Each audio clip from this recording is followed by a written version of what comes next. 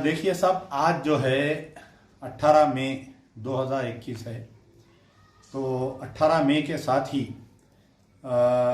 एक ऐसा मनहूस दिन जो हमारी 400 साला मुक़द्दस मक्का मस्जिद में बम धमाका हुआ था 18 मई 2007 के दिन। तो आज मुसलसिल जो है मुकम्मिल आज जो है 14 साल होने को आ रहा है। तो बड़ा अफसोस हुआ मुझे आज के अखबारात देखकर, सोशल मीडिया देखकर, किसी को भी चाहे कोई मुस्लिम तंजीम रहो या कोई मुस्लिम कायदीन रहो या कोई उर्दू अखबार रहो, ये किसी को भी जो है मक्का मस्जिद का बम धमाका याद नहीं रहा। ये बड़े अफसोस की बात है। सबसे पहली चीज़, हमारा ज़मीर इतना मर गया, हम इतने बेहिस हो गए कि हमको जो है अल्लाह के घर में जो बम धमाका हुआ था वो दिन हमको याद नहीं रहा। 18 मई 2007 आज मुसलसिल 14 साल होने को आ रहा है मेरे भाई। आज से 14 साल पहले वो मनहूस दिन जिसमें बम ब्लास्ट में 16 लोग मर गए थे। कितने लोग? 16 लोग। जैसा ही बम ब्लास्ट हुआ, मुसलमान बाहर निकले, सामने जो है पुलिस की फायरिंग, अंधाधुंध पुलिस की फायरिंग की गई, जिसके अंदर तकरीबन 7 लोग मर गए। पुलिस की फायरिंग और बम धमाके में 100 से ज़ायद लोग जो है परमानेंट अपाहिज हो गए। उसके बाद में जो है गिरफ्तारियों का लामुतना ही सिलसिला चला। मैं तकरीबन 2-3 दिन से जो मक्का मस्जिद बम धमाके के बाद में जो पुलिस का जुल्म हुआ था, जो 3rd डिग्री टॉर्चर हुआ था, जो नौजवान बच्चों को ले जाकर बंद करके जिनको मारा गया था, उनके साथ जो टॉर्चर किया गया था, मुसलसिल उसको याद कर रहा था कई एक हफ्ते से। और मैं सिर्फ खामोश था। मैं ये देखना चाह रहा था कि कौम के कोई जिम्मेदारों को मक्का मस्जिद याद है या नहीं है। कौम के कोई तंजीमों को, जो गैर सियासी तंजीमें हैं, सियासी तंजीमें हैं, जैसे जमात इस्लामी हिंद है, तामीर मिल्लत है, मजलिस इत्तेहादुल मुस्लिमीन है, इन तमाम को जो है मक्का मस्जिद याद है या नहीं है, ये मैं देखना चाह रहा था। लेकिन बड़े अफसोस की बात है, बड़े अफसोस की बात, अफसोस के साथ ये कहना पड़ रहा है कि एक भी तंजीम को या एक भी कायदीन को मक्का मस्जिद याद नहीं रहा। हाँ, मुझे बहुत याद आ रहे हैं आज मौलाना नसीरुद्दीन साहब। तो ऐसे तो बहुत कायदीन हैं, फ़लस्तीन के लिए जिद्दोजहद करने की बात करते हैं। यकीनन फ़लस्तीन, मस्जिद अक्सा हमारा क़िबले अव्वल है, हमको जिद्दोजहद करना चाहिए ताहयात तक। बाबरी मस्जिद के लिए बड़ी बड़ी तकरीरें जलसे करते हैं, लेकिन उनकी कॉन्स्टेंसी में जो यहाँ पर मक्का मस्जिद जो है उसके बारे में कोई मालूमात हासिल करने के लिए या उसके ऊपर कोई जिद्दोजहद करने के लिए राज़ी नहीं है। हैदराबाद पार्लियामेंट के मेंबर ऑफ पार्लियामेंट हैदराबाद, उनकी कॉन्स्टेंसी में ये नंगा नाच हुआ। मक्का मस्जिद बम धमाका जैसे ही हुआ, उसके बाद में तकरीबन जो है 175 लोगों को गिरफ्तार किया गया। कितने लोगों को? 175। सारे नौजवान पढ़े लिखे यूथ थे जिनको गिरफ्तार किया गया। Engineering, MBBS, MBBA, MBA, BBA, कई ऐसे पढ़े लिखे बच्चों को गिरफ्तार किया गया। कोलैटरल केसेस में डाला गया, 3 कोलैटरल केसेस में, यानी जो पहले केस में जो अक्यूज है सेकंड केस में डाले, सेकंड केस में जो अक्यूज है उनको 3rd केस में डाले। 3 महीने तक इलीगल कस्टडी में रख के प्राइवेट फार्म हाउसों में टॉर्चर किया गया। जो कौम अपने शोधाओं को भूल जाती है, जो कौम अपने माजी को भूल जाती है, जो कौम का कायद अपने शोधाओं को भूल जाता है, वो मेरी नज़र में मुर्दा क़यादत है। वो मुर्दा कायद है मेरी नज़र में। तो 18 महीने इन बच्चों को जेल में रखे। 18 महीने के बाद में ये बच्चों की बेल हुई। जब ये बच्चे जेल में थे तो उस वक़्त की आंध्र प्रदेश माइनॉरिटीज़ कमीशन की तरफ से एक कमीशन का गठन किया गया था, जो L. Ravichandra one man commission था। वाज़े तौर पे साफ वो कमीशन ने ये लिखा कि बच्चों को किस तरीके से टॉर्चर किया गया था, किस तरीके से मारा, उनको लाइट के शॉट्स दिए गए, रॉड्स को गर्म करके उनको चुरके दिए गए। लेकिन आज की तारीख तक भी 4 साल कांग्रेस की गवर्नमेंट थी, कभी L. रविचंद्र कमीशन रिपोर्ट के ऊपर कभी भी आकर उसके ऊपर कोई गुफ्तगू नहीं की गई असेंबली में। आज 7 साल होने को आ रहा है, 2014 से 2021 होने को आ गया, 9 साल होने को आ रहा है। आज की तारीख तक टीआरएस की गवर्नमेंट कभी भी एल रविचंद्र कमीशन की रिपोर्ट को टेबल करने की या बहस करने की या उसके अंदर जो रिकमेंडेशन है उसमें पुलिस डिपार्टमेंट के बारे में कोई बात नहीं कर रहे हैं। कांग्रेस पावर में थी, बम धमाका हुआ, मुसलमानों को टार्चर हुआ, पुलिस फायरिंग हुई, लोगों को गिरफ्तार किया गया, इलीगल टॉर्चर सेलों में रख के मारा गया। मजलिस इत्तेहादुल मुस्लिमीन कांग्रेस के साथ रही, 2014 तक साथ में रही। आज टीआरएस की गवर्नमेंट है, आज तक एल रविचंद्र कमीशन के ऊपर कोई गुफ्तगू नहीं कर रहा है। 9 साल का अरसा गुजर गया, अभी तक जो है कभी एक मरतबा भी ऐवान असेंबली में मजलिस के अपोजिशन फ्लोर लीडर बोलिए या leader of the opposition Akbaruddin Owaisi एक मरतबा भी मक्का मस्जिद के ऊपर गुफ्तगू नहीं की है।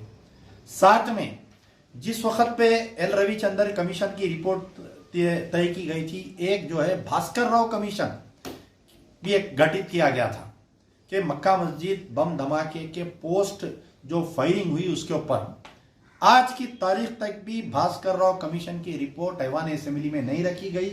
कांग्रेस की गवर्नमेंट के साथ मजलिस इत्तेहादुल मुस्लिमीन, टीआरएस की गवर्नमेंट के साथ मजलिस इत्तेहादुल मुस्लिमीन, आज की तारीख तक नहीं किया गया।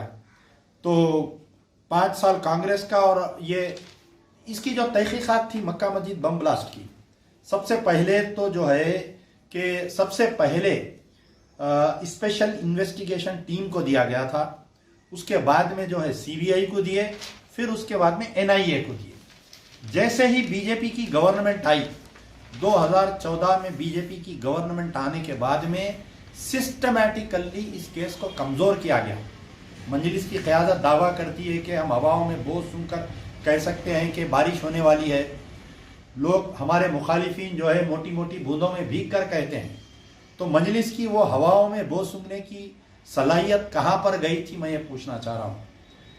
तो स्वामी असीमानंद चंचलगुड़ा जेल में जो है सीबीआई के सामने ये इकरार किया कि मक्का मस्जिद सिर्फ मक्का मस्जिद बम धमाका नहीं बल्कि मालेगांव 1, मालेगांव 2, अजमेर ब्लास्ट, दिल्ली जामा मस्जिद, मुख्तलिफ ब्लास्टें हमने किया। अभिनव भारत का नाम आया उसके अंदर। स्वामी असीमानंद का इकरारनामा सीबीआई जज के सामने तकरीबन 300 पेज का इकरारनामा दाखिल किया गया और मक्का मस्जिद बम धमाके का केस चलता है मेरे भाई। केस चलने के बाद में 17 अप्रैल 2018 के दिन तमाम कातिलों को बाइज्जत बरी किया जाता है, तमाम को बाइज्जत बरी किया जाता है। तो आखिर ये मक्का मस्जिद में बम धमाका किसने किया? अगर स्वामी असीमानंद ने नहीं किया, हिंदू तंजीमें नहीं किया, तो फिर किसने किया? ये सवाल है। होना तो ये चाहिए था कि एनआईए कोर्ट से जैसे ही वो बाइज्जत बरी होते, दूसरे दिन जो है असदुद्दीन ओवैसी जाकर चीफ मिनिस्टर से मिलना था, तमाम तंजीमें चीफ मिनिस्टर से मिलके हाई कोर्ट में अपील डालना था। 2018 से लेके 2019, 20, 21 3 साल हो गया, आज तक उसका अपील नहीं डाला गया और वाजे कर दिए कि हम अपील पे नहीं जाएंगे बोलकर। ये जजमेंट आने के बाद में 3 इलेक्शन आए मेरे भाई, असेंबली इलेक्शन, पार्लियामेंट इलेक्शन, बल्दिया इलेक्शन। सारे मुस्लिम तंजीमा जाकर टीआरएस की तायद किए, लेकिन मक्का मस्जिद के कातिलों को सजा दिलवाने के लिए कभी भी बात नहीं किए। रोज़े महशर तमाम सियासी कायदीन को, तमाम उलमा मशाइखीन को सबको जवाब देना है कि अल्लाह का घर 400 साल कदीम मस्जिद में बम धमाका होता है और यहाँ की मजबूत क़यादत, यहाँ की मजबूत तंजीमें, लाखों करोड़ों रुपए ज़कात, चंदा, फितरे उसूल करने वाली तंजीमें, किसी ने एक मरतबा भी आवाज़ उठाई? आपने देखा? मक्का मस्जिद बम धमाके के बाद में 5 मुसलमानों का इनकाउंटर हुआ मेरे भाई, 5 मुसलमानों का आलेर में इनकाउंटर हुआ, लेकिन आज की तारीख तक भी उस इनकाउंटर के ऊपर, वो 5 मुसलमानों का इनकाउंटर के ऊपर किसी की जबान नहीं खुलती मेरे भाई, किसी की जबान नहीं खुलती। बज़ाहिर तौर पर 0 ओवर में असेंबली में, जबकि कोई हुकूमत इसके लिए जिम्मेदार नहीं होती जवाब देने के लिए। एक मसला साल को एक आध वक़्त, 6 महीने को एक आध वक़्त मसले को उठा दिया जाता है और उस मसले को दबा दिया जाता है। बड़े अफसोस के साथ मैं आपसे रुखसत होने से पहले कहूँगा कि तमाम तंजीमों को पूछ है मक्का मस्जिद की, तमाम सियासी लीडरों को पूछ है मक्का मस्जिद की। तुम सियासी ताकत रखते हुए तुमने कभी मक्का मस्जिद के लिए इख्तिदार के गिरेबान को नहीं पकड़ा। तुम मिल्ली तंजीम रहते हुए तुमने कभी इख्तिदार के सामने जो है इसकी नुमाइंदगी नहीं की। आज भी वक्त है मेरे भाई, मक्का मस्जिद के कातिलों को सजा दिलाने का आज भी वक्त है। आज अगर हिम्मत करेंगे, सब मिलके एक होंगे, एक प्लेटफॉर्म पर आएंगे, तो मैं समझता हूं कि मक्का मस्जिद के कातिलों को हम सजा दिलाने में कामयाब होंगे। मैं अल्लाह से दुआ करता हूं कि अल्लाह, हम तो उतने ताकतवर नहीं हैं, उतनी माशी हालत नहीं है, लेकिन फिर भी हम कोशिश कर रहे हैं मक्का मस्जिद के कातिलों को और आलेर एनकाउंटर में जो बेगुनाहों को एनकाउंटर किया गया उनको इंसाफ दिलाने के लिए, जो मक्का मस्जिद बम धमाके में जिनको बम धमाके में शहीद हुए उन शोहदाओं को इंसाफ दिलाने की हम लड़ाई लड़ रहे हैं। अय अल्लाह तू हमको कामयाब कर, अय अल्लाह तू हमको इतनी सियासी ताकत दे ताकि हम हुकूमत के गिरेबानों को पकड़ सके, जाकर उनसे ये पूछे कि आखिर स्वामी असीमानंद ने अगर बम धमाका नहीं किया तो क्या शैतान आकर बम धमाका किया, क्या बताइए। ये हमारी दुआ है। बड़े अफसोस के साथ मेरा दिल जल रहा है, मेरे आंख से आंसू निकल रहे हैं। इतनी बेहसी कौम की बताइए आपके मक्का मस्जिद को भूल गए, सारे के सारे भूल गए। किसी को एक को मक्का मस्जिद याद नहीं रही मेरे भाई, किसी को एक को याद नहीं रही। इतने बड़े लीडर है हमारे असदुद्दीन ओवैसी, सारी दुनिया की बात करते हैं, मस्जिद अक्सा की बात करते हैं, बाबरी मस्जिद की बात करते हैं, उनकी कॉन्स्टिट्यूंसी की हैदराबाद की मस्जिद याद नहीं रहती उनको। एक मक्का मस्जिद के लिए हम सब मिलकर एक प्लेटफॉर्म पे नहीं आ सक रहे हैं। आज भी मैं दावत दे रहा हूं सबको, अपने सियासी इख्तिलाफात को दूर करते हुए एक प्लेटफॉर्म पर आइए, जमा हुइए, बड़े से बड़े वकील को पकड़ेंगे, सुप्रीम कोर्ट में केस अदालत में डालेंगे, डालने के बाद में इसका जो है री इन्वेस्टिगेशन करवाएंगे हम।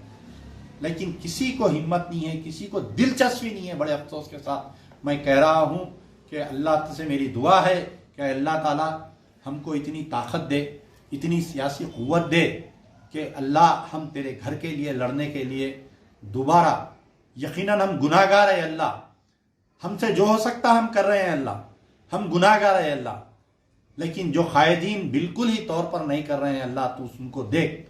अल्लाह तू उनका सियासी इख्तिदार, अल्लाह उनको जो सियासी इख्तिदार दिया है वो इस्तेमाल नहीं कर रहे हैं, वो बीजेपी के आलेकार बनकर फिर रहे हैं मेरे अल्लाह। मक्का मस्जिद, मेरा दिल रो रहा है। दोबारा मैं कह रहा हूं कि मक्का मस्जिद के लिए, उन खातिलों के लिए मैं जिद्दोजहद बराबर करूंगा कि उनको सजा मिले। जो पुलिस फायरिंग में मर गए शोहदा, जो बम धमाके में मर गए शोहदा, उनको इंसाफ दिलाने की लड़ाई मजलिस बचाओ तहरीक आखिरी दम तक लड़ेगी, आखिरी दम तक लड़ेगी। यार जिंदा सोबत बाकी।